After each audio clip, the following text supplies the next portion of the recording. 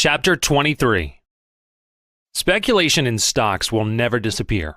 It isn't desirable that it should. It cannot be checked by warnings as to its dangers. You cannot prevent people from guessing wrong no matter how able or how experienced they may be. Carefully laid plans will miscarry because the unexpected, and even the unexpectable, will happen. Disaster may come from a convulsion of nature or from the weather, from your own greed or from some man's vanity, from fear or from uncontrolled hope. But apart from what one might call his natural foes, a speculator in stocks has to contend with certain practices or abuses that are indefensible morally as well as commercially. As I look back and consider what were the common practices 25 years ago when I first came to Wall Street, I have to admit that there have been many changes for the better. The old-fashioned bucket shops are gone, though bucketeering brokerage houses still prosper at the expense of men and women who persist in playing the game of getting rich quick. The stock exchange is doing excellent work, not only in getting after these out-and-out swindlers, but in insisting upon strict adherence to its rules by its own members. Many wholesome regulations and restrictions are now strictly enforced, but there is still room for improvement. The ingrained conservatism of Wall Street, rather than the ethical callousness, is to blame for the persistence of certain abuses. Difficult as profitable stock speculation always has been, it is becoming even more difficult every day. It was not so long ago when a real trader could have a good working knowledge of practically every stock on the list. In 1901, when J.P. Morgan brought out the United States Steel Corporation, which was merely a consolidation of lesser consolidations, most of which were less than 2 years old, the stock exchange had 275 stocks on its list, and about 100 in its unlisted department. And this included a lot that a chap didn't have to know anything about, because they were small issues, or inactive by reason of being minority, or guaranteed stocks, and therefore lacking in speculative attractions. In fact, an overwhelming majority were stocks in which there had not been a sale in years. Today, there are about 900 stocks on the regular list, and in our recent active markets, about 600 separate issues were traded in.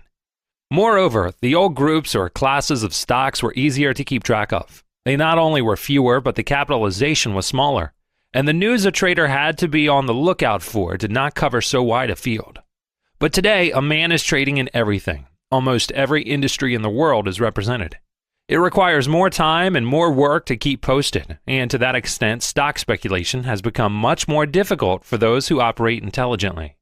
There are many thousands of people who buy and sell stocks speculatively, but the number of those who speculate profitably is small. As the public is always in the market to some extent, it follows that there are losses by the public all the time. The speculator's deadly enemies are ignorance, greed, fear, and hope. All the statute books on the world and all the rules of all the exchanges on earth cannot eliminate these from the human animal. Accidents which not carefully conceived plans sky high also are beyond regulation by bodies of cold-blooded economists or warm-hearted philanthropists. There remains another source of loss, and that is deliberate misinformation as distinguished from straight tips. And because it is apt to come to a stock trader variously disguised and camouflaged, it is the more insidious and dangerous. The average outsider, of course, trades either on tips or on rumors, spoken or printed, direct or implied. Against ordinary tips you cannot guard. For instance, a lifelong friend sincerely desires to make you rich by telling you what he has done. That is, to buy or sell some stock. His intent is good. If the tip goes wrong, what can you do? Also, against the professional or crooked tipster, the public is protected to about the same extent that he is against gold bricks or wood alcohol. But against the typical Wall Street rumors, the speculating public has neither protection nor redress. Wholesale dealers in securities, manipulators, pools, and individuals resort to various devices to aid them in disposing of their surplus holding at the best possible prices. The circulation of bullish items by the newspapers and the tickers is the most pernicious of all. Get the slips of the financial news agencies any day, and it will surprise you to see how many statements of an implied semi-official nature they print. The authority is some leading insider, or a prominent director, or a high official, or someone in authority who presumably knows what he's talking about. Here are today's slips. I pick an item at random. Listen to this. A leading banker says it is too early yet to expect a declining market. Did a leading banker really say that? Or if he said it, why did he say it? Why does he not allow his name to be printed? Is he afraid that people will believe him if he does? Here's another one about a company the stock of which has been active this week. This time, the man who makes the statement is a prominent director. Now, which, if any, of the company's dozen directors is doing the talking? It is plain that by remaining anonymous, nobody can be blamed for any damage that may be done by the statement. Quite apart from the intelligent study of speculation, everywhere the trader in stocks must consider certain facts in connection with the game in Wall Street. In addition to trying to determine how to make money, one must also try to keep from losing money. It is also as important to know what not to do as to know what should be done. It is therefore well to remember that manipulation of some sort enters into practically all advances in individual stocks, and that such advances are engineered by insiders with one object in view and one only, and that is to sell at the best profit possible. However, the average broker's customer believes himself to be a businessman from Missouri if he insists upon being told why a certain stock goes up. Naturally, the manipulators explain the advance in a way calculated to facilitate distribution. I am firmly convinced that the public's losses would be greatly reduced if no anonymous statements of a bullish nature were allowed to be printed. I mean statements calculated to make the public buy or hold stocks. The overwhelming majority of the bullish articles printed on the authority of unnamed directors or insiders convey unreliable and misleading impressions to the public. The public loses many millions of dollars every year by accepting such statements as semi-official and therefore trustworthy. Say, for example, that a company has gone through a period of depression in its particular line of business. The stock is inactive. The quotation represents the general and presumably accurate belief of its actual value. If the stock were too cheap at that level, somebody would know it and buy it, and it would advance. If too dear, somebody would know enough to sell it and the price would decline. As nothing happens one way or another, nobody talks about it or does nothing. The turn comes in the line of business the company is engaged in. Who are the first to know it, the insiders or the public? You can bet it isn't the public. What happens next? Why, if the improvement continues, the earnings will increase and the company will be in position to resume dividends on the stock. Or, if dividends were not discontinued, to pay a higher rate. That is, the value of the stock will increase. Say that the improvement keeps up. Does the management make public that glad fact? Does the president tell the stockholders? Does a philanthropic director come out with a signed statement for the benefit of that part of the public that reads the financial page in the newspapers and the slips of the news agencies? Does some modest insider pursuing his usual policy of anonymity come out with an unsigned statement to the effect that the company's future is most promising? Not this time. Not a word is said by anyone, and no statement whatever is printed by newspapers or tickers. The value-making information is carefully kept from the public, while the now taciturn prominent insiders go into the market and buy all the cheap stock they can lay their hands on. As this well-informed but unostentatious buying keeps on, the stock rises. The financial reporters, knowing that the insiders ought to know the reason for the rise, ask questions. The unanimously anonymous insiders unanimously declare that they have no news to give out. They do not know that there is any warrant for the rise. Sometimes they even state that they are not particularly concerned with the vagaries of the stock market or the actions of stock speculators. The rise continues, and there comes a happy day when those who know have all the stock they want and can carry. The street at once begins to hear all kinds of bullish rumors. The tickers tell the traders on good authority that the company has definitely turned the corner. The same modest director who did not wish his name used when he said he knew no warrant for the rise in the stock is now quoted, of course, not by name, as saying that the stockholders have every reason to feel greatly encouraged over the outlook. Urged by the deluge of bullish news items, the public begins to buy the stock. These purchases help to put the price still higher. In due course, the predictions of the uniformly unnamed directors come true, and the company resumes dividend payments, or increases the rate, as the case may be. With that, the bullish items multiply. They not only are more numerous than ever, but much more enthusiastic. A leading director, asked point blank for a statement of conditions, informs the world that the improvement is more than keeping up. A prominent insider, after much coaxing, is finally induced by a news agency to confess that the earnings are nothing short of phenomenal. A well-known banker who is affiliated in a business way with the company is made to say that the expansion in the volume of sales is simply unprecedented in the history of the trade. If not another order came in, the company would run night and day for heaven knows how many months. A member of the finance committee, in a double-leaded manifesto, expresses his astonishment at the public's astonishment over the stock's rise. The only astonishing thing is the stock's moderation in the climbing line. Anybody who will analyze the forthcoming annual report can easily figure how much more than the market price the book value of the stock is. But in no instance is the name of the communicative philanthropist given. As long as the earnings continue good and the insiders do not discern any sign of a let-up in the company's prosperity, they sit on the stock they bought at the low prices.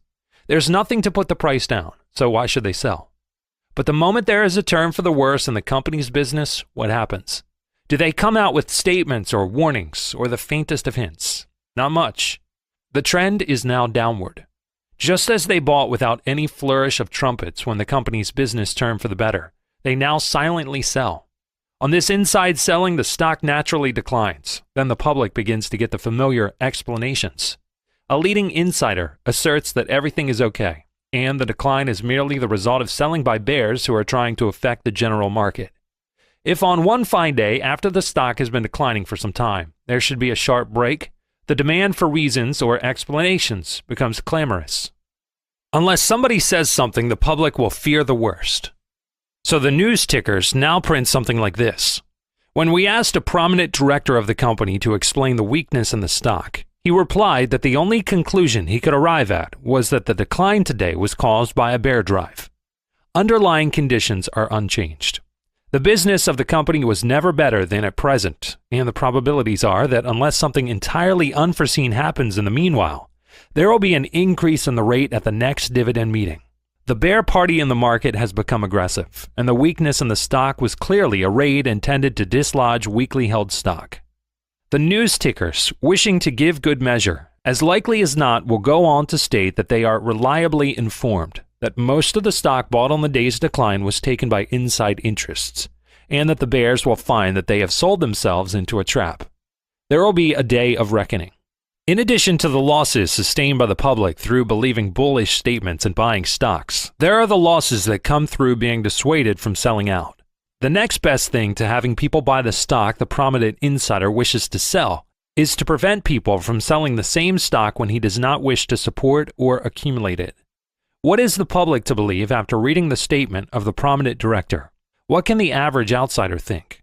Of course, that the stock should never have gone down, that it was forced down by bear selling, and that as soon as the bears stop, the insiders will engineer a punitive advance during which the shorts will be driven to cover at high prices. The public properly believes this, because it is exactly what would happen if the decline had in truth been caused by a bear raid. The stock in question, notwithstanding all the threats or promises of the tremendous squeeze of the overextended short interest, does not rally. It keeps on going down. It can't help it. There has been too much stock fed to the market from the inside to be digested. And this inside stock that has been sold by the prominent directors and leading insiders becomes a football among the professional traders. It keeps on going down. There seems to be no bottom for it. The insiders, knowing that trade conditions will adversely affect the company's future earnings, do not dare to support that stock until the next term for the better in the company's business. Then there will be inside buying and inside silence. I've done my share of trading and have kept fairly well posted on the stock market for many years, and I can say that I do not recall an instance when a bear raid caused the stock to decline extensively. What was called bear raiding was nothing but selling based on accurate knowledge of real conditions. But it would not do to say that the stock declined on inside selling or on inside non-buying. Everybody would hasten to sell, and when everybody sells and nobody buys, there is the dickens to pay. The public ought to grasp firmly this one point, that the real reason for the protracted decline is never bear raiding. When a stock keeps on going down, you can bet there is something wrong with it, either with the market for it or with the company. If the decline were unjustified, the stock would soon sell below its real value, and that would bring in buying that would check the decline. As a matter of fact, the only time a bear can make big money selling a stock is when that stock is too high. And you can gamble your last cent on the certainty that insiders will not proclaim that fact to the world. Of course, the classic example is the New Haven. Everybody knows today what only a few knew at the time. The stock sold at $2.55 in 1902 and was the premier railroad investment of New England. A man in that part of the country measured his respectability and standing in the community by his holdings of it.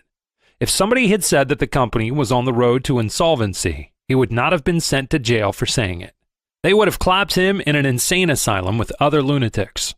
But when a new and aggressive president was placed in charge by Mr. Morgan and the debacle began, it was not clear from the first that the new policies would land the road where it did. But as property after property began to be saddled in the consolidated road at inflated prices, a few clear-sighted observers began to doubt the wisdom of the Mellon policies. A trolley system was bought for $2 million and sold to the New Haven for $10 million, whereupon a reckless man or two committed lèse-majesty by saying that the management was acting recklessly. Hinting that not even the New Haven could stand such extravagance was like impugning the strength of Gibraltar. Of course, the first to see breakers ahead were the insiders. They became aware of the real condition of the company, and they reduced their holdings of the stock. On their selling, as well as on their non-support, the price of New England's gilt-edged railroad stock began to yield. Questions were asked, and explanations were demanded as usual, and the usual explanations were promptly forthcoming.